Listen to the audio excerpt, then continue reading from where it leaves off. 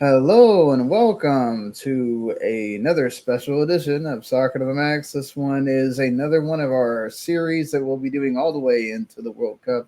Know your teams, and this is our second one that we have done. The first one was on Iran, and yes, I made sure I said that correctly, Iran. And I apologize to all of our kind people that actually took the time to comment and let us know. I do apologize. I said the name of the country wrong, and I'm very sorry for that. And again, just so we can clear the air, Eric was asking a question. I should have said no very quickly. That Iran is not an Arab country. You all are Persian, and we understand that. And I'm sorry. Completely For on me. That was my bad. so out of that out of the way, today we are going to be covering our second team.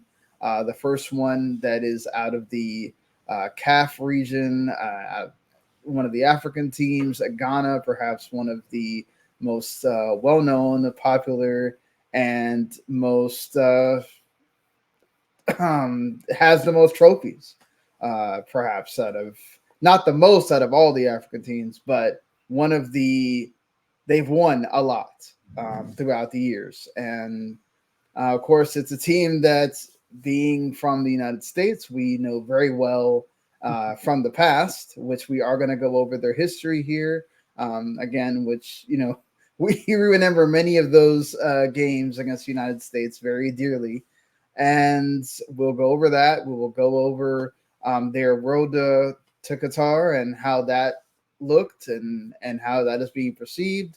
We'll talk about the coach, who is currently an interim coach, but it is expected at any moment between now and the World Cup, which we're still 6 months away from. So a lot can change, and this is one of the times.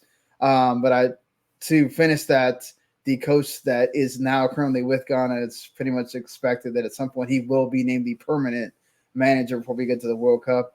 And this is one of the times we will probably run into this a lot before we get to the World Cup. Obviously, the closer we get, the more we're going to know more of the players that are actually going to be there. And of course, the closer we get, we'll know the teams and everything.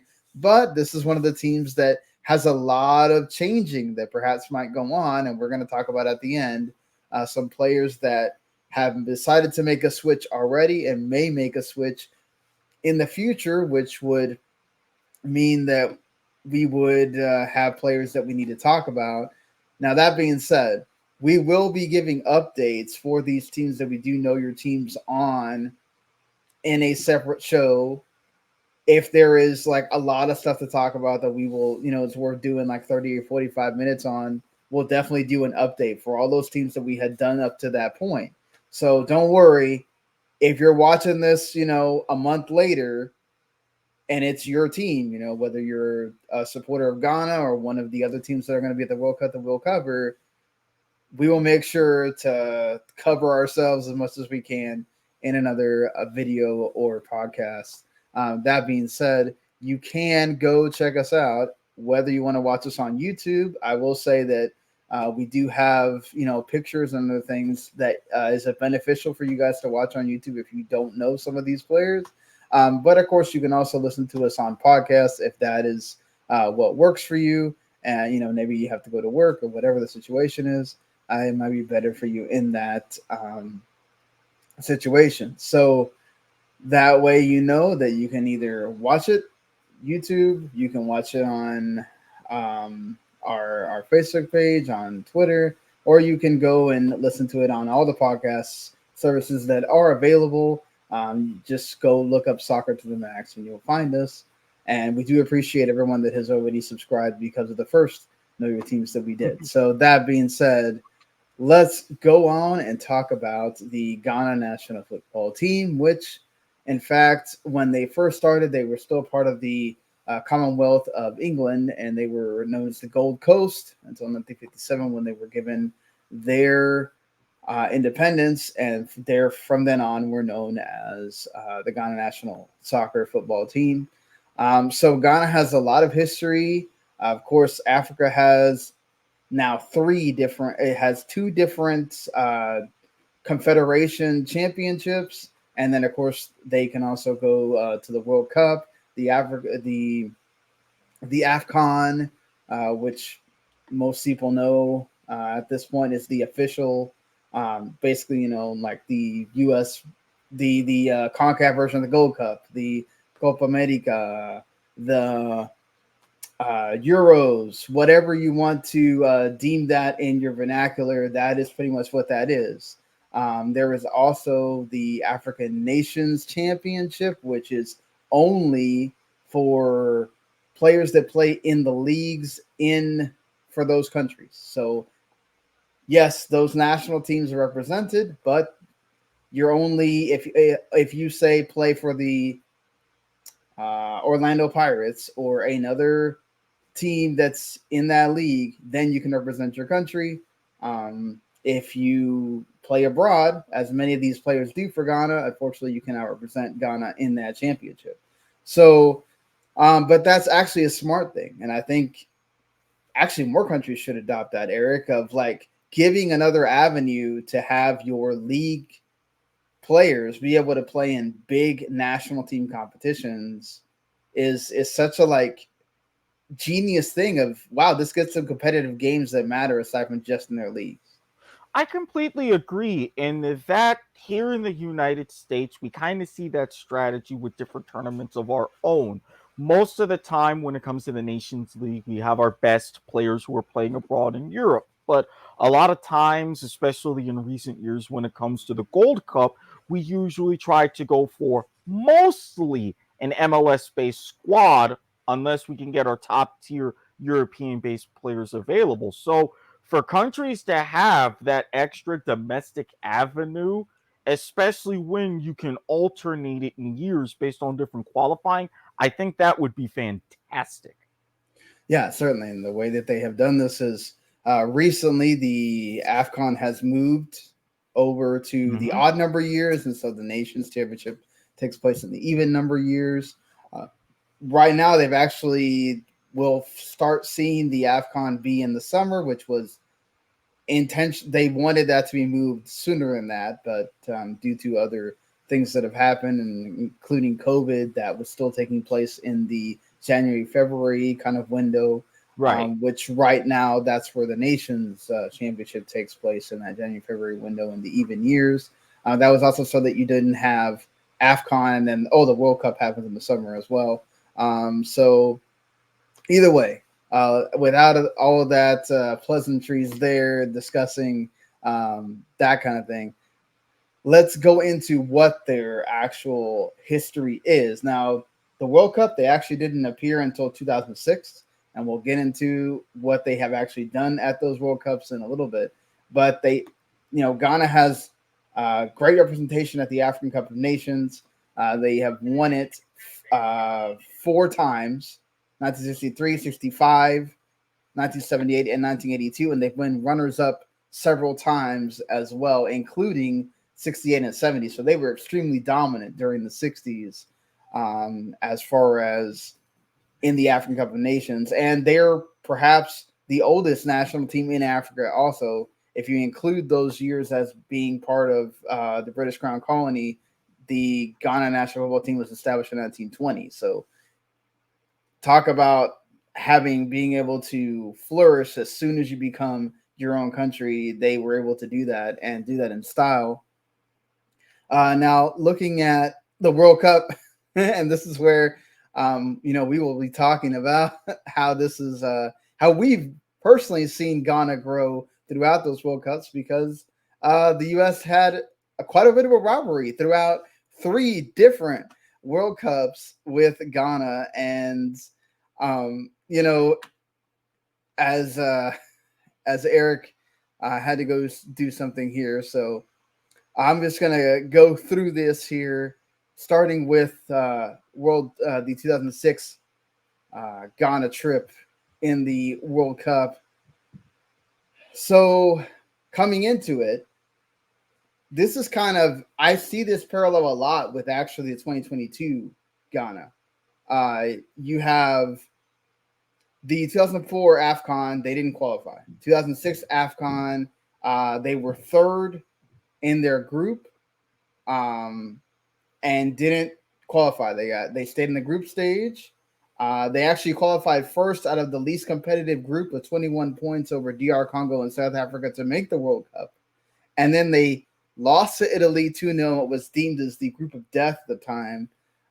Then they won against the Czech Republic with Asamoah Gyan, who had a tremendous tournament and put himself on the map here. And then Sully Montari, who also had a heck of a tournament, became a known player as well, wound up playing for Milan and Inter, among other squads. And then, of course, the U.S. game that Drummond got the goal and Apia got the penalty. Wound up beating the U.S. They made it to the round of 16 where they unfortunately lost to Brazil.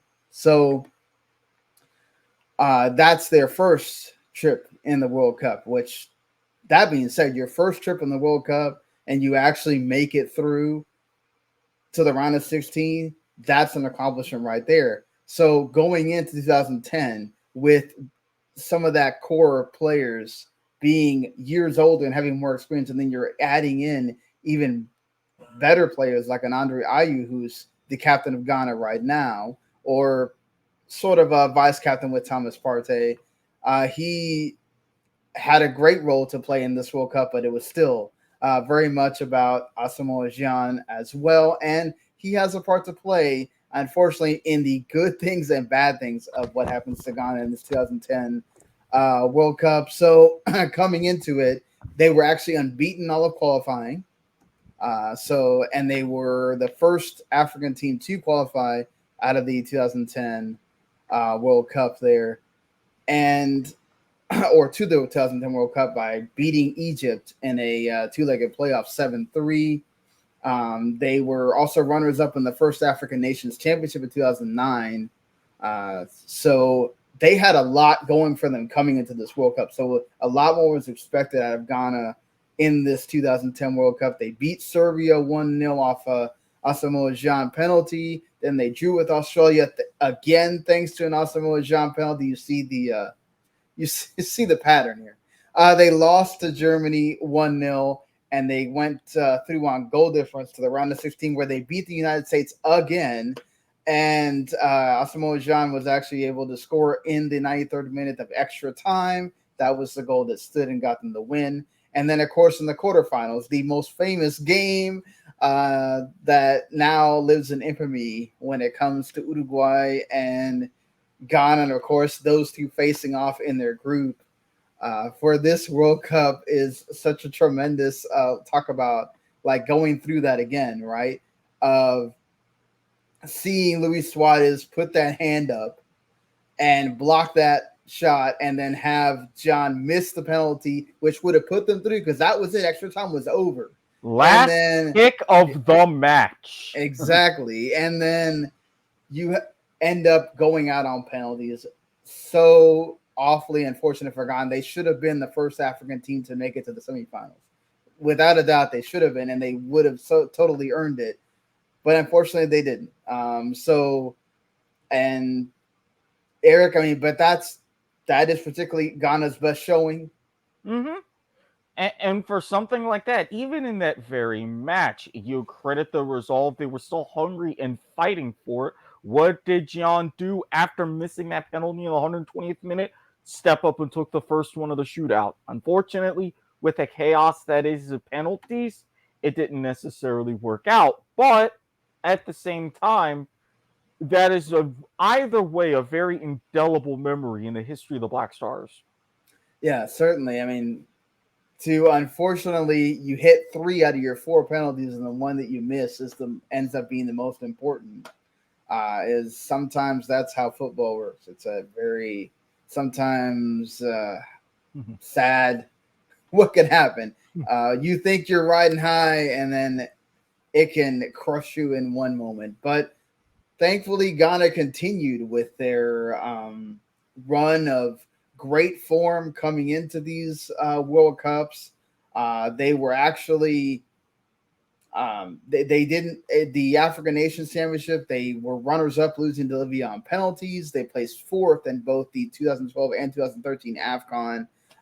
2013 AFCON is when they tried to actually start doing it in the odd number years, so they had to play it one after the other so they can get it on the actual schedule. They lost They were actually third in. They lost the third place game to Mali actually twice, unfortunately. But still, to be able to make a showing and get fourth in your nation's competition is still tremendous. And you're going into a World Cup with a lot of momentum. This is where they beat Egypt.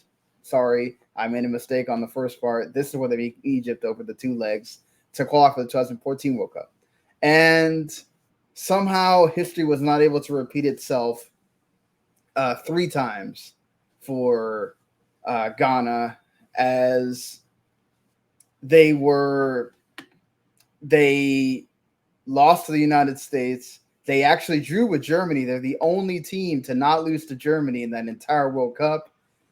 And then they unfortunately went out in the group stage thanks to a 2-1 loss to Portugal. And one of the goals that Portugal scored was actually an own goal by Ghana there. So that being said, Gian was again tremendous force in this one. He scored in 2 of the games, and as well as Andre Ayew as well scored in 2 of the games. So look, the history of Ghana World Cups is, again, to start out going through the round of 16, at some point, that generation maybe wasn't going to keep progressing through.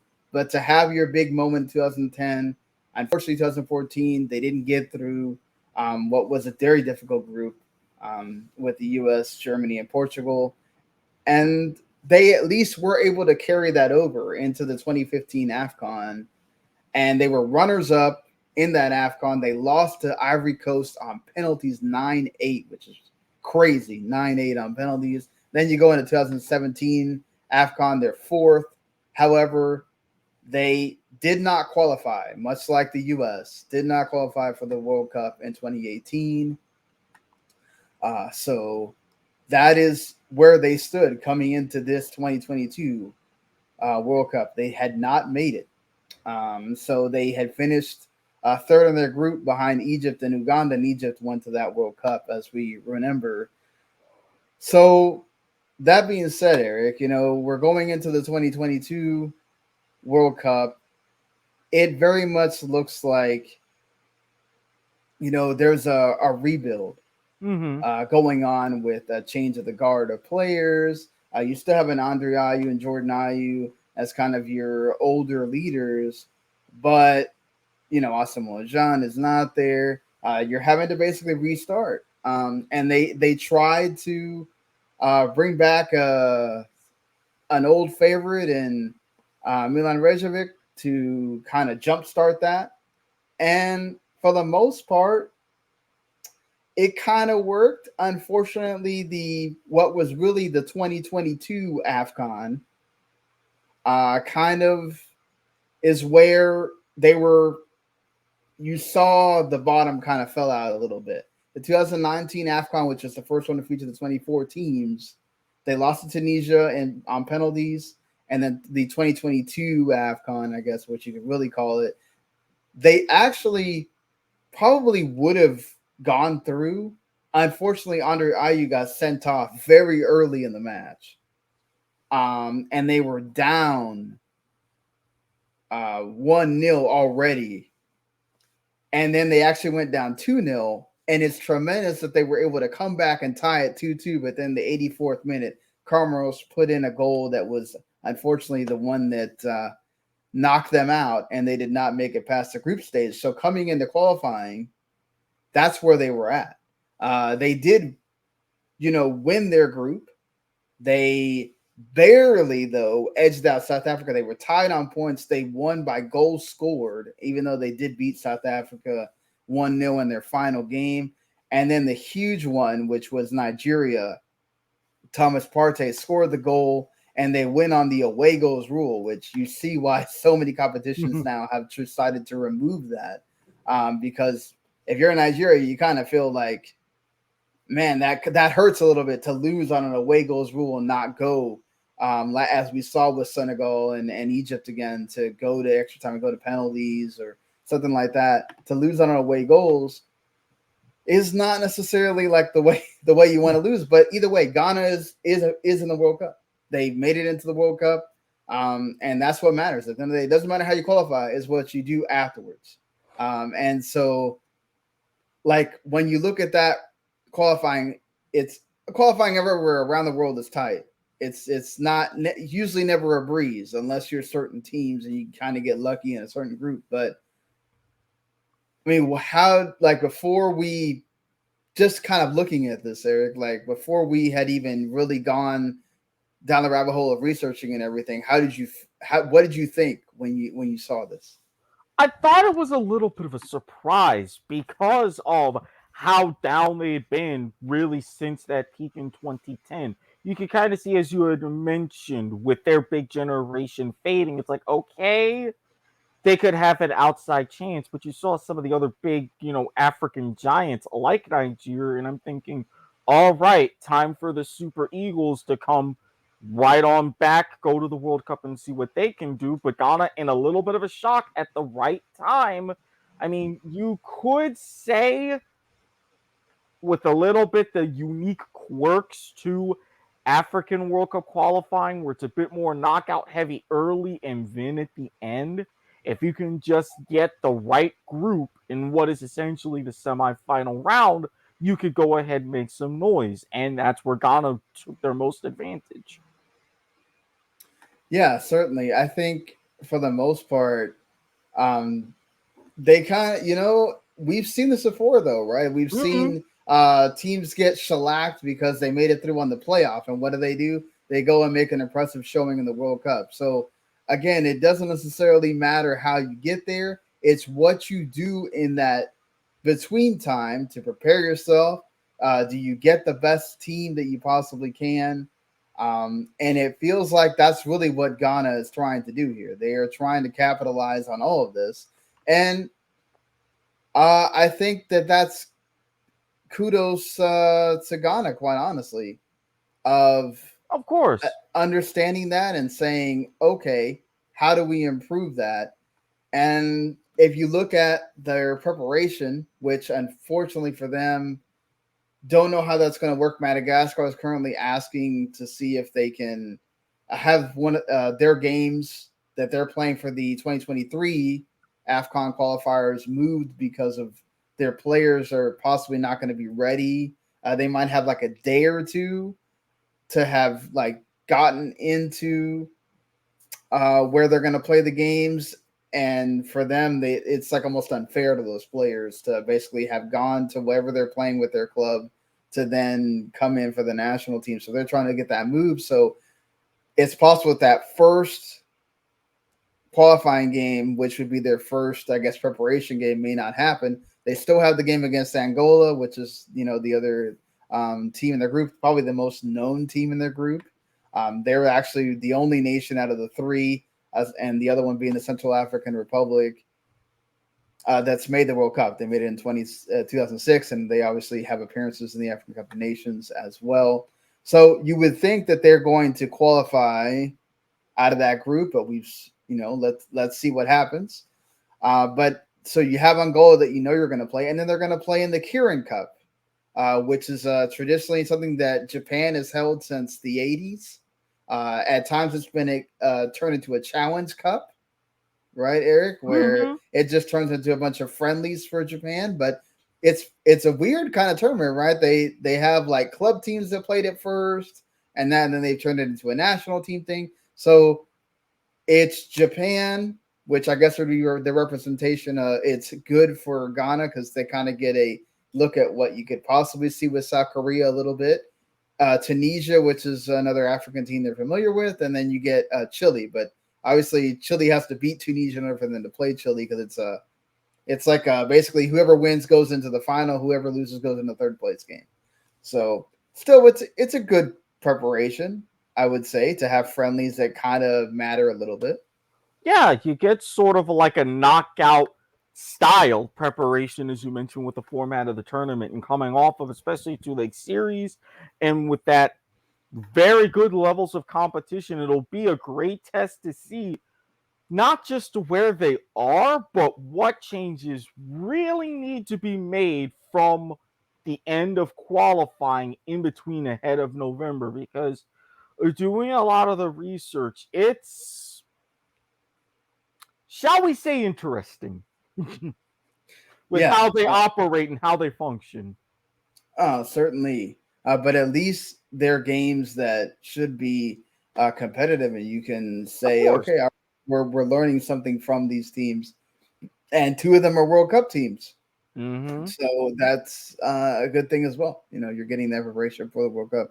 So that being said, I did mention that their current manager, Otto, is technically has the intern tag on him right now, but he does have a pedigree of he's a German born with Ghanaian parents, and he spent almost pretty much his entire playing career playing for different German teams. For Hannover 96, he played several years for Borussia Dortmund as well as Hamburg.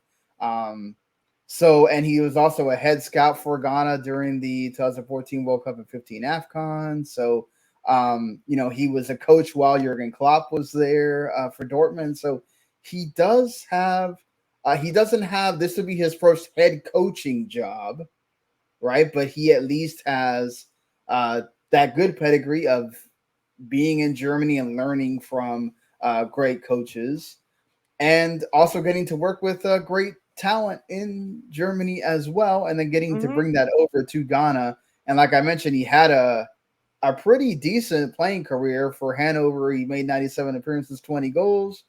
He won a Bundesliga with Dortmund and won a UEFA Cup, or runners up with the UEFA Cup for Dortmund in 2001, 2002. So he had a pretty decent career to be able to bring that over and to get that respect from the Ghana players. And then, of course, he was an assistant starting in September, but so he's been around during the group Yeah. stage and during the failure in the AFCON, but his first, like, as the manager was the Nigeria playoff tie. So he's kind of coming into this fresh with these friendlies being like that first time he would be the head coach.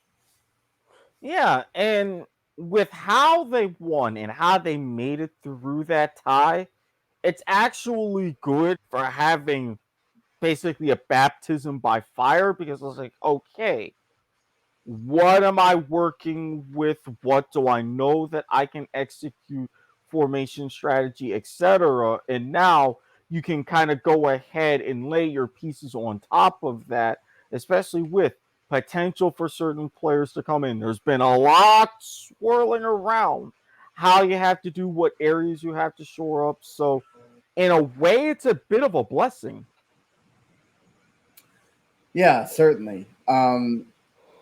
It's kind of crazy that you were thinking when you first see the team on paper, you go, okay, they have some pretty good talent, right? But I still don't know if I'm too convinced that you're going to get through this group that you're in, where you have three really formidable teams. And then when you put it all together with some of these players that we'll talk about that have already chosen to forego playing for England and decide that they want to play for Ghana, and then some that may are playing in Spain that may decide at any moment, perhaps this week or in this month that they have remaining, they might also decide to play for Ghana.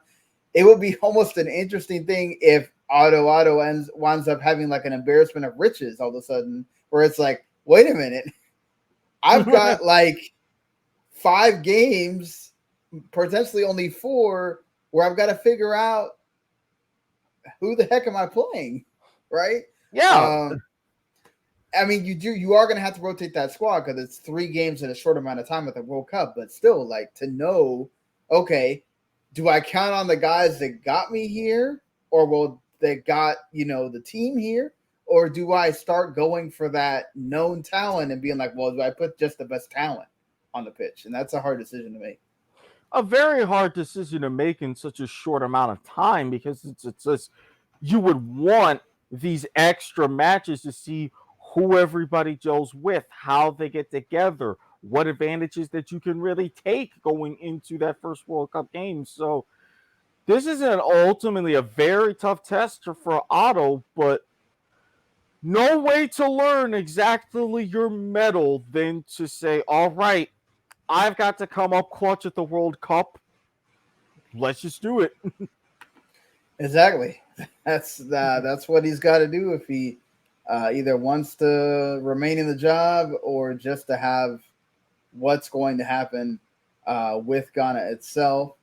And as I mentioned, Ghana are in Group H with Uruguay, Portugal, and South Korea. They're going to play Portugal first, then South Korea, and then at the end, that icy matchup with Uruguay and if certain Luis Suarez is still healthy, man, I don't want to know what could happen to him in that game.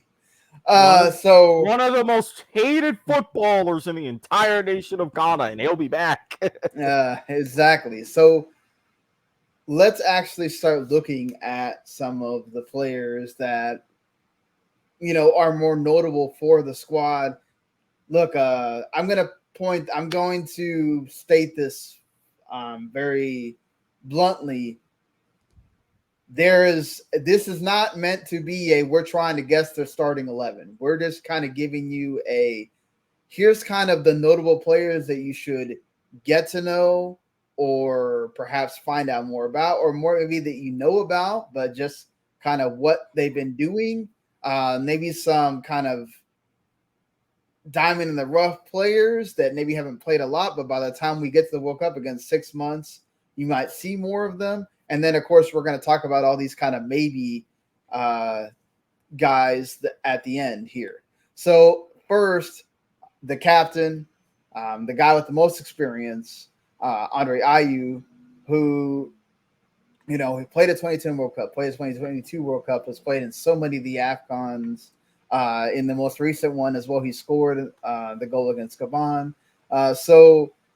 He scored numerous times in the qualifiers for the World Cup as well. So he is still putting up the numbers when it comes to scoring. Even though right now he's playing for Al Sadd in Qatar, and their season technically ended in March, so he's kind of in they're just waiting for that 2022 season to begin, which will be running alongside the rest of the seasons with the rest of the players at that time. And to be fair to him, until we got all these guys deciding they wanted all of a sudden play for the Black Stars, he was one of the forwards that you had to count on. Even at his age, he is someone that not only he can play up front, he can play in the midfield and get passes out to whoever is playing up front. He's didn't make a ton of appearances for Al Sadd, but he made the most of it in his appearances. Scored 7 goals, won the league with Al Sadd. That being said, Al Sadd's one of the. Xavi was the one that coached them most recently before he went to Barcelona. They were winning at a ridiculous pace at that point. But he also has experience of having played in the Premier League, played in West Ham, played for Swansea City early in his career, played for Marseille and Lorient. So this is a guy that has tremendous experience at the club and World Cup level. The basically right now the most capped player, 103 appearances, very close to Samoa Jean, and their 5th best ever goal scorer, 23 goals. Like right now, Andre Ayew is still the man, even though he's perhaps one of the oldest players there. Yeah, and it's kind of interesting, especially offensively, because this is where I noticed that at times that Ghana was lacking a lot. That they were able to create some good chances, especially in that semifinal round, but it was almost as you got the idea, especially the later stages against Ethiopia, South Africa, it was like they were more reliant on set pieces and those long shots. And when it came to Ayew, he was really the guy. Great bend on those balls and was able to convert the penalty in particular that they got versus South Africa. So it's like when you don't have too much around him, he's the guy that if you need something, and need to scrape out that ugly sort of 1-0 or 1-1 draw, he can still give those moments to make it happen. Yeah, but I think none of that really would matter too much if you didn't have the guy that makes Ghana work. The guy that is sort of I wouldn't say string puller, but he's the heart of Ghana. He's also the heart now of his team, Arsenal, as well. Thomas Partey. He'll be 29 when he's at the World Cup. Hoping that all things considered, he's healthy when he gets there. But I mean, the tremendous thing about Partey as well is that not only is he a guy that, okay, he brings in, plays balls with the midfield, he will go forward. Mm-hmm. He can score. He has a deadly free kick that he's done it for Arsenal and for Ghana, scoring free kick goals. He is someone that, like, you can tell the difference when he's not there, not playing for them. And not to mention, I mean, getting to play at Arsenal and having that experience of playing in the EPL against all that tremendous talent. Also coming up in the Atletico Madrid youth team and playing all those seasons for Atletico Madrid as well. Yeah, he only came on a little bit in the UEFA Champions League final, but he's playing in a Champions League final. He's playing in a Europa League final. Mm-hmm. He won the Europa League with Atletico. So this is a guy that's made 40 appearances for the Black Stars and already scored 13 goals. I mean, he was the Ghanaian Player of the Year for 2 of these seasons, 2018 and 2019. I mean, when you think of a guy aside from Andre Ayew, first guy I'm thinking of is Thomas Partey. Exactly. I mean, and he is one of those with the signature long shot, not just deadly at a free kick, but we talk about important players. What more important can you get than scoring the goal in that second leg in Nigeria to go ahead and get you your ticket to Qatar? I mean, really, enough said. Yeah, no, for sure. And then, I mean, you also have Andre Ayew's brother, Jordan Ayew, who plays for Crystal Palace. He's made over 60 appearances for them. And then I think also what's important here, although he doesn't, you would say, score a tremendous amount of goals, like, oh my gosh, Mm-hmm. He is still important to their team, and you see it with Crystal Palace. I think he makes those runs that kind of make defenders have to think about him, and so he'll take defenders away and allow for some of the other players to be the ones to score that goal or make that important pass. And then he'll also kind of get in behind, and then maybe perhaps be the one that makes that final pass as well once he's there. You kind of see him play on the wing more, or in the 4-3-3 of Crystal Palace. He's one of the guys on the end in the attacking three. So he does, again, have goal scoring potential. He can do that. We've seen him do that for Ghana.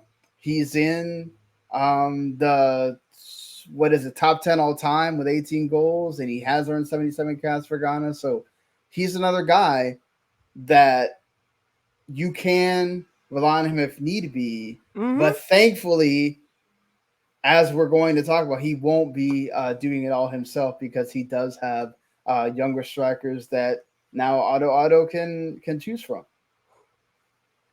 Exactly. And with someone, like, when you're going up against really some of the major defenses you have, you need that extra little bit of talent, because Ghana at times was a very, very vulnerable. At Ethiopia, a little bit too high of a defensive line. Sometimes they're getting a little bit sloppy. And when you have a younger guy who can go ahead, stay forward and get you those goals, so you don't always have to go for a bunch of colossos to try to make the defense nervous, much easier to execute and build a better game plan.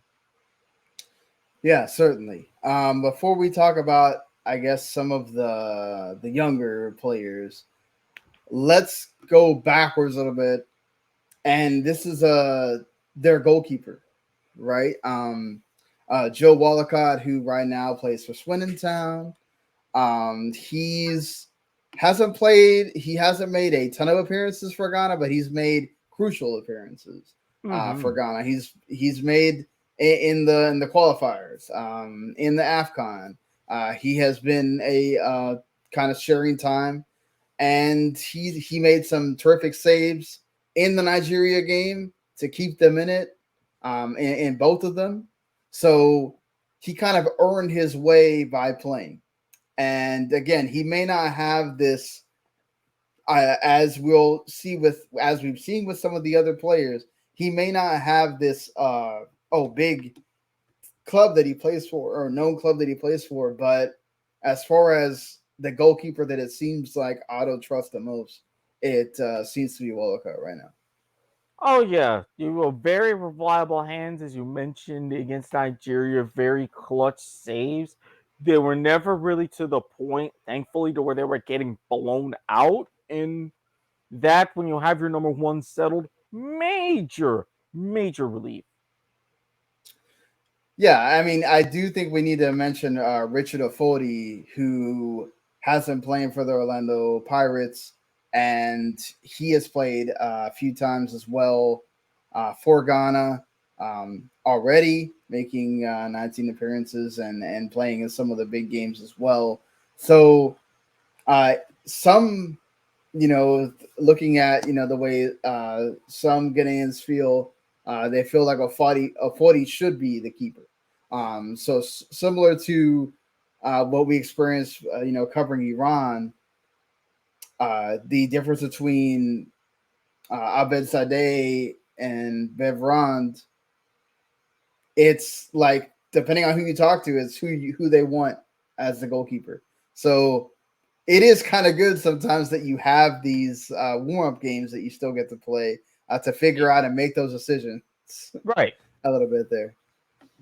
That being said, they do also have who I think is their best defender, Daniel Amarte, who plays for Leicester City and has played for Leicester City since 2016. And this year, he's actually made the most appearances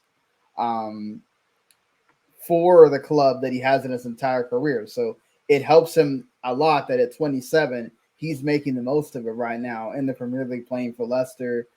And what I like about him a lot is that not only is he a set piece threat you would expect from a defender, but he makes those decisions and he's not afraid to like run attackers off the ball. He uses that speed to get back as well. And he doesn't just go in there for the sliding challenge or whatever. He's actually good enough to go in and push guys off the ball and make those pinpoint challenges just by standing up on his feet. So, like, there's a lot of talk about whether Juku, who's his, like, I guess the preferred partner for him right now, it's kind of dicey on how certain guys feel about him. Should he be his partner going into the World Cup or not? Like, Amarte is without a doubt their best defender, and he definitely is the guy you're going to count on at the back. And for a team at times, that was one of the main things they really needed to figure out, because there were some moments you could just outright say kind of ugly. You saw that first game in South Africa, there was a little bit of miscommunication, between center backs, and especially when at times when you try to play that higher line, you definitely want your back four as a unit to really move up, if either trying to initiate the counter, which they were very successful at, or even working with an offside trap as well. So that's one of those positions you definitely want to circle to see who really is going to be the guy. No, and certainly, I mean, they were really solid at the back for the most part. I mean, you're only allowing in one goal in some of these games. You're not. It's not like you let in a plethora of goals. We're talking about like 1-0s, 1-1s, right. Things like that. Where even though yes, they're only winning most of the time 1-0s as well, It's still it shows a lot that your defense is good enough to cover you at all costs, and then with the help of the goalkeeper, you're doing your job. And when you go into that World Cup, it's important to have that confidence of knowing, okay, we can stop these guys, we can defend well, allowing your team to be able to push forward and score the goals. Absolutely, absolutely. And when you're used to playing these sort of tight games where it's essentially first goal wins, if you can store that up first and foremost, the minute that you can get a point to strike, then you can sit back and let the rest of the match handle itself. Yeah, I would say the only thing that worried me a little bit, and obviously this happens in World Cup qualifying, some of these games where I feel like they maybe switch off. You had the goal against South Africa that they lost, and it was like in the 84th minute or something like that. They had held on until that point. The Ethiopia, which they probably shouldn't have given up that goal, and they do. They had Ethiopia go and get chances throughout that game, and unfortunately, like let in that goal, and then they weren't able to capitalize again to get more than a draw. But that's just things you have to kind of look at and grow from and say, okay, we have to make sure we don't make those mistakes in the World Cup, because that can, one loss where you really felt it could be a win can change the whole dynamic of the tournament for you. So before we get into the maybes, there's a couple of other guys I really wanted to mention. Is Mohamed Kudus. I think is somebody that, whether he winds up playing for Ajax or he winds up playing for Ajax too, watching him both at Ajax and Ghana, this is a guy that absolutely can be a threat from, I call him like a, what do you want? Right at the edge of the box specialist. Yep. He is tremendous he loves to shoot from there. A lot of his goals are from there. But he's also really good at being able to create on his own and either, make that lob pass over a defender to play in your winger or your striker, or he can go on, all the way up the wing and make that cross as well. Like, he's just somebody that really caught my eye watching so many of these shortened games for Ghana's. Like, he's somebody that stood out a lot. He's 22. He'll be 22 at the World Cup. And he's just, I think he's only going to get better with another 6 months of time to play. Oh, absolutely. And especially in a league like the Eredivisie, where scoring is a little bit tougher to come by, but with a team like Ajax, and as you mentioned, look at this goal against Zimbabwe. Edge of the box, just pinpoint through the defense. Keeper couldn't get to it, lower 90. That's the kind of things you definitely want to see. Add that extra threat. Yeah, he also is really good at making those at the line kind of runs where he's going lateral and then make the shot as well. Not all of those go in, obviously, but the fact that he has the gumption, the gall to go for that and isn't afraid, I think that says a lot about him. And one more player I think I definitely wanted to mention as well here. He hasn't played a lot because he's young. He plays at Rennes. He's 20, and he'll be 20 at the World Cup, is Kamaldeen Sulemana. This guy is just speed. He just runs through you. And it's somebody that, you're thinking about it, if you're that Portugal defense, if you're that Uruguay defense, if South Korea, somebody that just can blow by me at a moment's notice if I turn my head.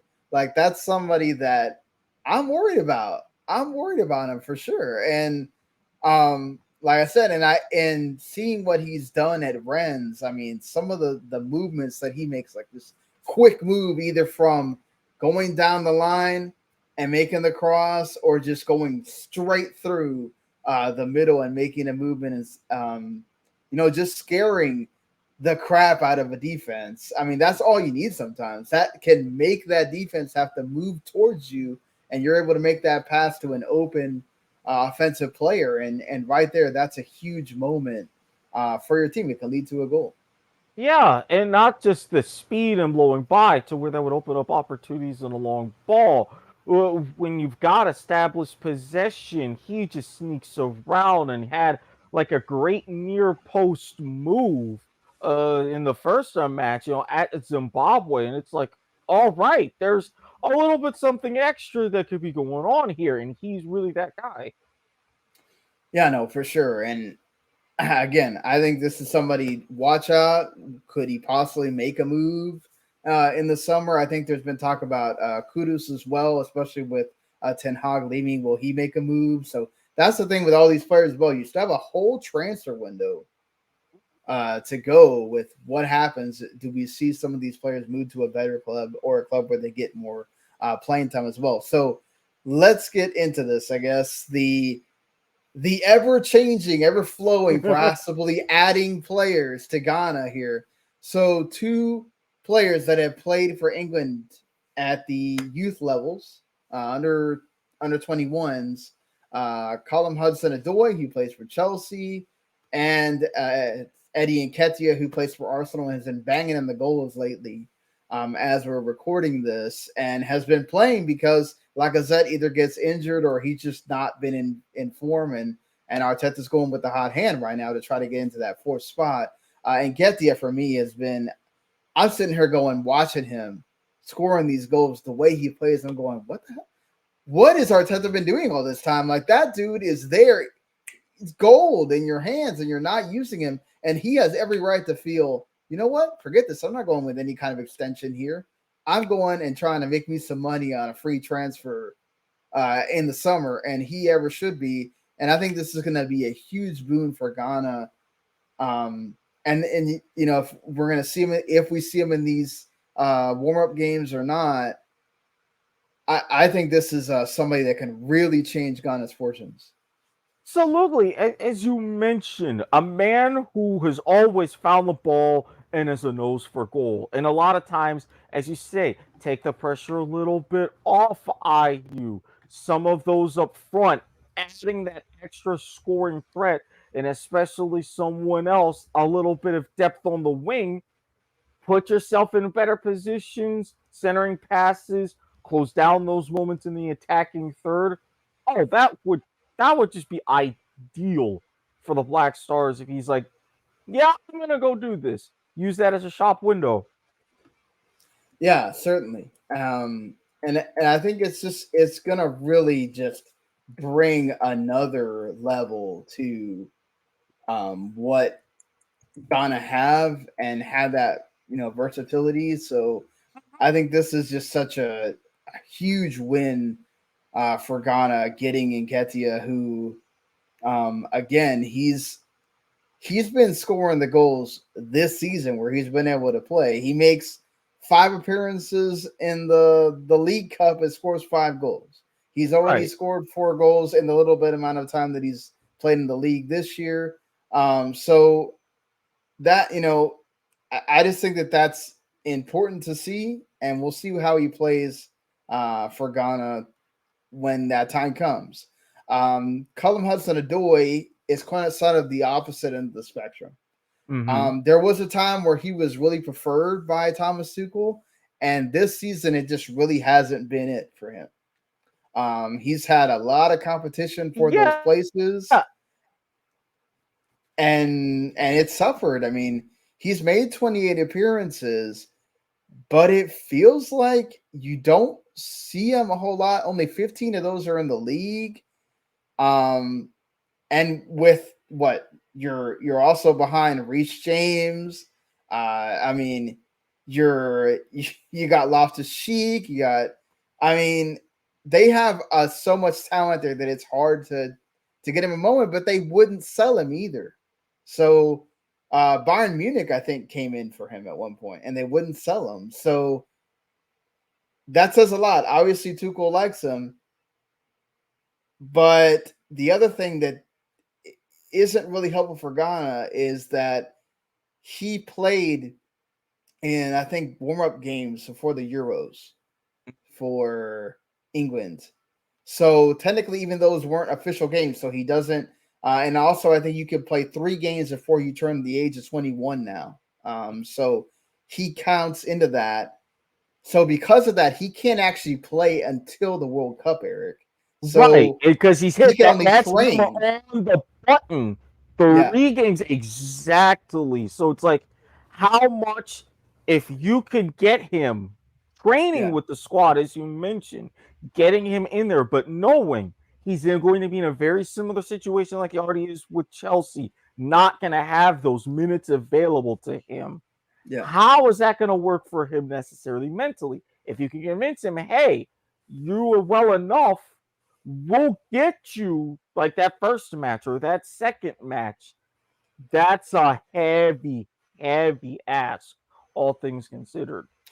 I mean, the thing I think that does help him is that Aldo is trying to go into this 3-back system, Mm-hmm. is what it seems like. So that is ready made for Odoi to be able to just kind of slot in, be a super sub, and play in a position where he feels kind of natural, where he does play a Right. bit for Chelsea. So that could help him uh, a lot there. So that being said, we talked about Nketiah, we talked about Odoi. You're not going to get to see him much. You're not going to get to see him in these games for Ghana, but you're still hoping that whether he makes a move or he plays more for Chelsea in this season coming up. A lot of stuff going on with that new ownership change. There are still some other players that are very could be very pivotal for Ghana if they also make the change. So the 2 Williams brothers, Inaki Williams and Nico Williams, that both play at Leti Bilbao, could still possibly make a change. They have a Ghanaian father, and it seems like indications are they may make that change. It's almost like we could be recording, and then in the next few days or a week from now, they make that change. What we still don't know is there's a lot of rumors about Tariq Lamptey, who plays for Brighton, and then Mohamed Salisu, who plays for Southampton. Those 2 haven't made any kind of mention yet about whether they're going to make that change.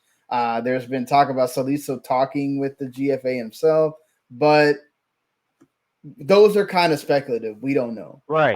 The Williams seems to be a bit more concrete, but it's not a done deal yet. So I don't want to sit there and go into like possibilities with those 2 or with those 4. I'm sorry, but hey, if it happens for Ghana, I mean, those are in positions where I think that just gives them more depth, and you need that when it comes to the World Cup because you never know what's going to happen in this 6 months time.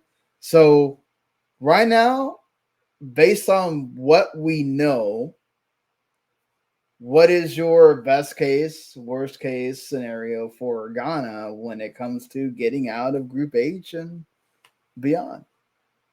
The worst case scenario, and I hate to do this, I never see to do it with teams, but your worst case scenario is they end up with no points. I mean, they are still very vulnerable to a lot of key defensive errors, and if they go ahead with sort of that hero ball style, instead of taking those extra few passes, getting more established possession, not saying that they could be blown out of the stadium, but it's to the point to where one mistake turns into a disadvantage. You're a goal down, and you get to a point to where Ghana isn't able to catch up. Best case scenario, I could see them getting a win, but with how strong this particular group is, I think even if they end up with 3 points, it's not going to be enough to get out of the knockouts. Yeah, I can see where you're going with that. And I think I definitely felt that before we got into looking at the team and really going into it. Right. I felt that just looking at the team on paper and saying, okay, well, look at how they qualified. I think they have a chance of not making out of this group and then possibly not even getting any points as well. I think when you look at all of these I think coaching is also going to be very important when we look at this compared to all of the other 3 teams. Otto is at a disadvantage here. He hasn't been around very long. Yes, he's been as an assistant coach, so he knows the players, but he doesn't have that experience. He doesn't even have like head coaching experience at the club level. It's always an assistant. Somebody's got to get their start somewhere. I'm not saying that it's not possible, right? But you look at what Portugal has as a coach, even though necessarily we may not agree with the way he puts out the team. Even Diego Alonso for Uruguay, like these are coaches that have pedigree, right? And South Korea as well, with just the talent they have and everything. It's not an easy group at all. But what I will say is, if you look at each one of the teams that are in the group, right? Uruguay, that's a rivalry game. That's a revenge game. That could be wind up being chippy. That could be another Portugal Netherlands, another Portugal Uruguay. Like, could we see a bunch of crazy stuff happen and Ghana ends up getting a win that you don't expect? Portugal, you just never know what team you're going to get, honestly. Are you going to get the team that has all these freaking talented players and they actually go out and play like a talented team and they go and score 2-3 goals? You could get that. You could also get the Portugal that tries to grind it out, try to use that, stellar defense that they have, put everything on Ronaldo, and maybe that backfires on them. And then Ghana gets a point, gets 3 points. And I could see it happen. And then Korea is kind of the one where you don't know how they're going to match up, and that's going to be very interesting. But just knowing what you have with those games, I think it's very possible Ghana could still, especially with, let's say you get all this talent in. I think they definitely could get they stand a chance, I think, more now that I've seen all this than when I looked at it previously. It's difficult for me, though. I think Uruguay almost always qualifies out of their group in almost every World Cup. So by hook or by crook, whatever way, they find a way. And the team has the history. Portugal also has history, but again, they're like Ronaldo's last hurrah, you would think. Is that going to play a factor? I think it's going to be a tight one for sure. I see, as I said at the beginning, this screams 2006 to me again, where Ghana's coming into the radar, and all it takes is one result that kind of goes their way, and they get that opening. And I mean, you're not wrong whatsoever, and that could come to any of these teams, any of them. I clearly see that, but will one necessarily turn into 2? Because even though you can come in under the radar, guess what? You're not going to be under the radar for long at a World Cup. Say they win that opening match, all right, everybody else is really going to take them seriously, and how would they be able to replicate that? So I still say 3 points, maybe 4. Maybe 4. I'll give them that, but it's going to be tough to see whether this is enough concrete to get them through or not. This is another one of those groups of chaos, which you aptly mentioned. Anything could happen. I think it helps them a lot that Uruguay's at the end. Oh, yeah. Because you have the two matches beforehand. Mm-hmm. And then you also got the Uruguay-Portugal rematch as well. What's going to happen there? So what if that winds up 1-1? You know, or something like that. And then maybe you go in and surprise South Korea. You get your win, right? Portugal, maybe you end up losing I'm not saying this is going to happen, folks. I'm not trying to do predictions right now. I'm saying, let's Ghana, Portugal. Maybe you lose a 1-0 or something. Like, you're going into that Uruguay game with perhaps all you need to do is get a point. That's possible. So I'm saying, I think best case scenario, Ghana gets. I think it's hard for me to think that they're definitely going to. We've seen them go against this class of competition in all three of the World Cups, and they can sometimes surprise the crap out of you. Not saying they can't. I think definitely you could see them get 4 points. If they get anything above that, I think they really overachieved here considering the competition. Absolutely. And you got to be excited. Yeah. And especially because they have a chance to meet Brazil again in the round of 16. So 2006 again there for them. Yeah, and for fans of the Black Stars, believe me, be excited. You did great to be here, and who knows? History could indeed repeat itself, and then what? Exactly, and then what? So I think definitely you need to be excited for who else could be part of the Ghanaian national team by the time we get to those warm-up games in a month from now. And then also just on the outlook of what will happen in the World Cup itself. Again, we still got 6 months. A lot can happen. So, but right now, I think Ghana have the possibility to put up an impressive showing. And with that, apologize we went a little bit longer than we really wanted to with these, but there was a lot to get out here, and especially we were ready to go. We were ready to go with whatever we had, and then all of a sudden here comes all this news about Nketiah and Odoi are going to switch, and then 2 more players might switch, and then oh my gosh, and then it's like, okay, well, we have to talk about this here. We can't just ignore it. So but still, hopefully you enjoyed our thoughts on Ghana and what they may do and players to look at and everything else. So that's another Know Your Team's Down. If you enjoyed what you heard or you watched, please go subscribe. There is more coming each week. I can't tell you a certain day because we don't have them. We're doing a lot of research here. We're kind of going by the day, how we feel. Do we feel ready? Do we think we have everything? And the next team we're going to do is Ecuador. So we're going to be going into South America next. And Ecuador surprised a lot of people. Have a young team. Should be interesting one to go and look at everything, and also some controversy to talk about too. So, yeah. So get ready. The next team we're gonna do is Ecuador. Go subscribe, Soccer to the Max. Go subscribe on the YouTube channel that you're watching on right now.